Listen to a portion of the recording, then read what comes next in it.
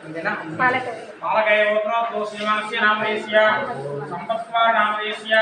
సుజాతా నామ్నే శ్రవణ్వా నామదేశ్య కావ్య శ్రీనామ్నే వెనకాల గోత్రం గోత్ర దోస్య కొత్త హరీష్ రెడ్డి కొత్త హరీష్ రెడ్డి కొత్త హరీష్ రెడ్డి కొత్త హరీష్ రెడ్డి కొత్త హరీష్ రెడ్డి నామదేశ్య మహాదేవని ఆహారికా నామ్నే ఆద్య నామదేశ్య మాతా లక్ష్మీ నామ్నే सर